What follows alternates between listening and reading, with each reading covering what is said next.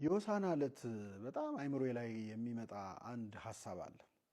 የሐሳብ ምንድነው? ብዙ ጊዜ ዓለማችን መናገር ያለባቸው ዝም ሲሉ፣ ዝም ማለት ያለባቸው ደግሞ ሲናገሩ ይታያል። ይህንን እውነታ የሆሳዕና ዕለት በተለይ በጣም አስበዋለሁ።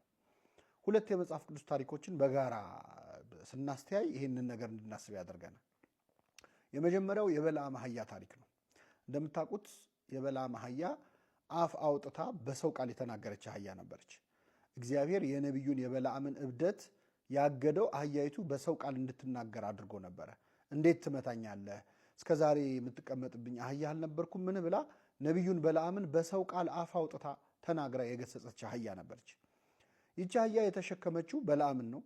በለዓም ማለት መጽሐፍ ቅዱስ ላይ በጣም ክፉ ከተባሉ ሰዎች አንዱ ነው። የበለዓም ምክር ተብሎ የሚጠራው ራሱ ክፋት ነው። እንደውም የፖርኖግራፊ ሰይጣን የዝሙትን ምስሎች በማሳየት ሰዎችን የማሳሳት ስራ ኢንዱስትሪ አድርጎ እንዲመሰርት አንዱ የበለዓም ምክር ነው። ለባላቅ ለተባለ ሰው እስራኤላውያን ከበረሃ እንደመጡ እርቃናቸውን የሆኑ ሴቶች ጣዖት ይዘው ቆመው ህዝቡን እንዲያሳስቱ ለምን አታደርግም ብሎ የመከረው ምክር የበለዓም ምክር የዝሙትን ምስል ወይም እርቃንን ማሳየትን እንደ ሐሳብ ያቀረበው በለዓም ነበር። ይህንን በክፋቱ የሚታወቀውን ነቢይ የተሸከመች ይቺ አህያ አፍ አውጥታ ተናገረች እና የተናገረችው ንግግር ያው በመጽሐፍ ቅዱስ ተጽፏል።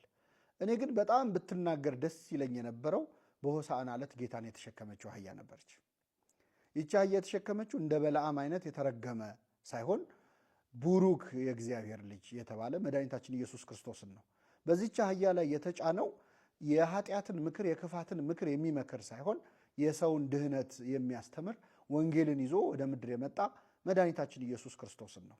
በእርግጥ ይቺ አህያ በላይዋ ላይ ክርስቶስ አርፎ በተጓዘባት ጊዜ ምን ተሰምቷት ይሆን? ምንድን ነው አምላክን መሸከም የሚፈጥረው ስሜት? እኛ የበለዓም አህያ ድምፅ ብዙም አያስደስተንም። ምክንያቱም ልትነግረን የምትችለው ብዙም ነገር የለም።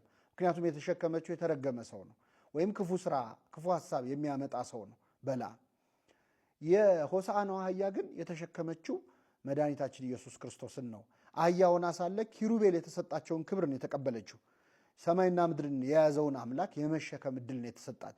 እንዴት ነው አምላክን መሸከም? መናገር የነበረባት በሆሳዕና ዕለት ጌታን የተሸከመችው አህያ ናት። ብዙ ጊዜ ቢናገሩ ምንም የማይጠቅሙ ሰዎች ይናገራሉ። ቢናገሩ ብዙ የሚናገሩት ያላቸው ግን ዝም ይላሉ። ይህንን እውነታ እንዳስብ የሚያደርገኝ የዚህችኛዋ አህያ ዝምታ ነው።